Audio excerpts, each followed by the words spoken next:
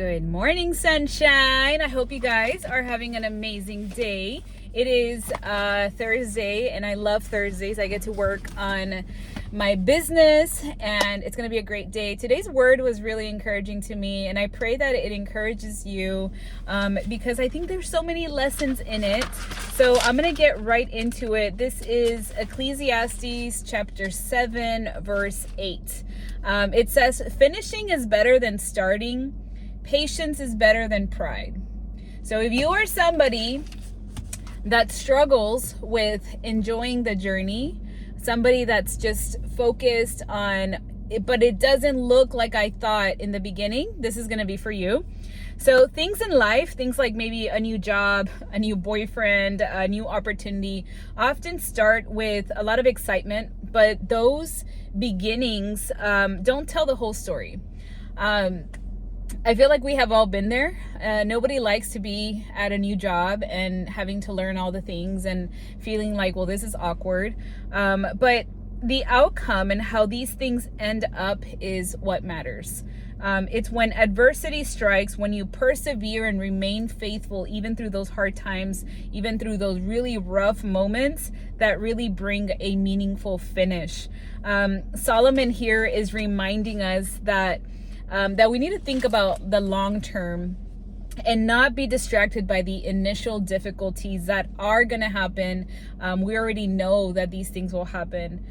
Even on the other end of that, like even if you have early success, don't be so focused on that. Instead, focus on the unfolding of things over time. I feel like one thing that the Lord has really helped me with, and I've talked about this multiple times, but it's about enjoying the journey and being excited for like what another day will bring. Instead of being so focused on like, I expect this, and then things don't go your way, and then you get distracted and you wanting to quit. So as an example, as I was reading this, I was thinking about the start of a relationship. Like things can be so awkward in the beginning, or maybe even a disagreement that unfolds and you're like, oh my gosh, I am never gonna like date this guy or whatever, right?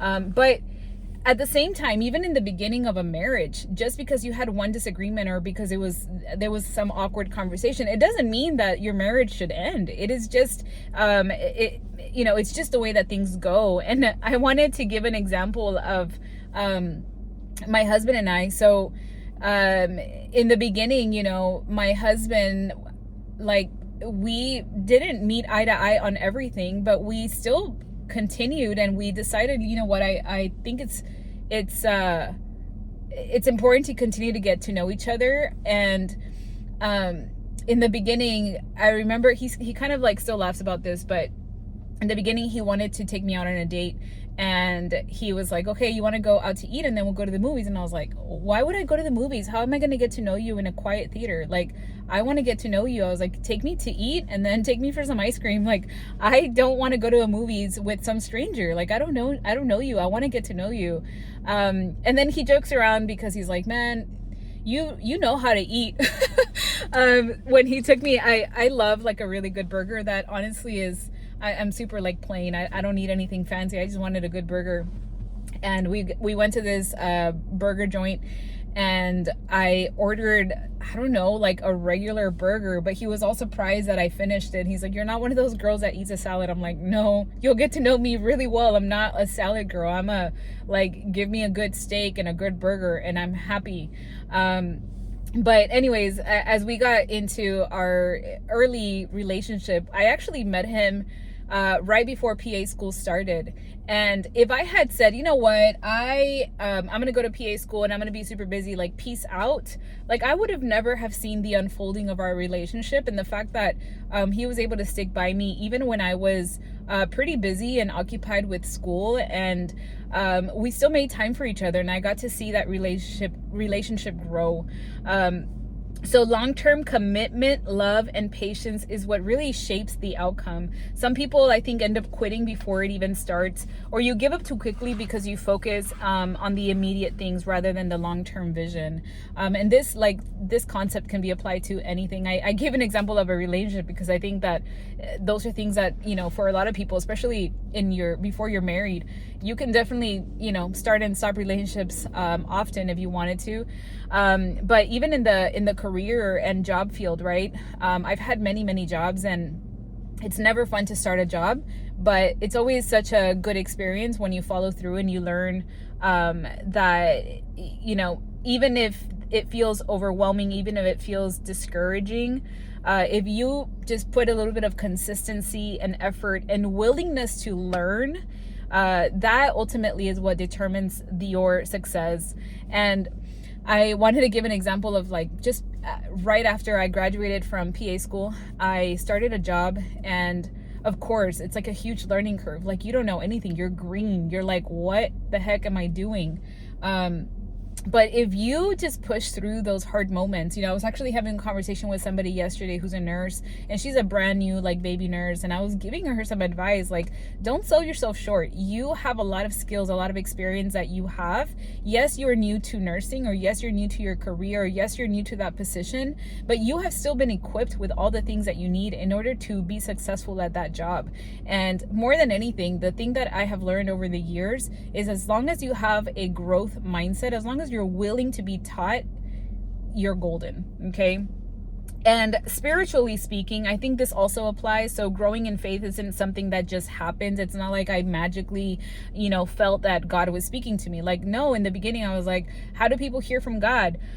So it's through the daily obedience, prayer, and trusting God that even though those things may seem like, oh, but nothing's happening and I'm doing it every day. Trust me, it builds up and it ends up creating a strong spiritual life. And the second part of that verse says, patience is better than pride. Now, we can all use a little bit of patience, but pride here is what makes us rush and react and make decisions that are impulsive, right? Thinking that we know best on how to move forward. But patience allows us to wait on God. Patience is like giving up control and saying, Lord, I trust you with the outcome.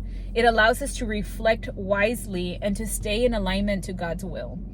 And this is something that I am learning to practice, especially as a new business owner, is that there's a lot of things that technically it's under my direction or my control, because I'm the only employee and I have to push this business forward. But at the same time, I also have to remind myself that I wasn't put here for I wasn't put here by accident, right? Instead, it's an assignment that I feel that the Lord has called me to, and I have to look for him, and he's like my CEO. I have to look for him for his direction and for him to tell me where to go, to practice discernment. Because in a world that tells you to, market and push and do all the crazy things for your business and to grow and to make more money, I just want to be aligned to his will, and I need to be able to take some time and wait on the Lord for him to make things happen.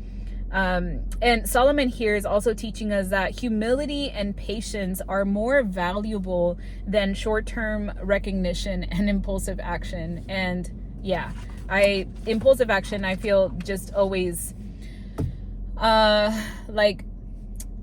don't know, how do you say it? It's like a thing for me, because I can be very impulsive, and I am learning to be more patient, to take my time with things, and to just count on, or to trust God on the outcome while I take action and take little baby steps every day. So a few lessons that I just want to finish off with, 4 things that I feel like were important that I gathered from this verse. It's a small verse, but it's so powerful. And number 1 is to don't rush the important decisions in your life because of pride. Don't think I have to control the situation, I know better. No, instead pause, pray, and ask for wisdom. The Lord will give you the wisdom. You just have to ask, and your heart posture has to be there. Number 2 is that pride makes us defensive, but patience allows us to listen and respond thoughtfully. There's going to be many times that you make mistakes in your life, and it's going to feel, it's going to feel like, dang it, why did that happen? And honestly, if you can reflect on those moments and humble yourself and say, Lord, help me to make better decisions, give me discernment, give me more wisdom, tell me where to go, lead me, then you're going to end up at a better place. And if you just continue to say, well, that didn't work, I'm going to go and do this other thing, and you continue to push forward because of your pride. And then number 3 is that God's timing is not our timing. This is like the super cliche thing, but it's a truth. His timing is better than ours. And patience, it's like allowing, it's like us saying like, Lord, I trust you. Even when the results are not immediate. So we just got to continue to move forward every day in our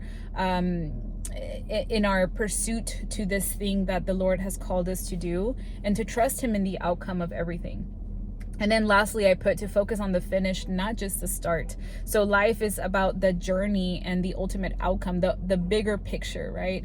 The bigger picture to me right now is building his kingdom, right? Like the other day I mentioned how he allows us to be part of his creation. I think that that's such a powerful thing. Like I think of, what's his name? The guy with the painting that would like teach you how to paint. He had like the big afro and he would teach you how to paint. Y'all know what I'm talking about. Bob, is that his name? Bob? Anyways.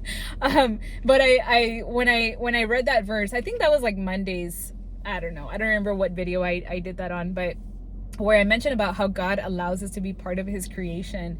And that's how I picture it. I'm like, man, God's over there painting a picture, he created all these beautiful things in the world, and he's just allowed us to be part of that plan. And so that's amazing.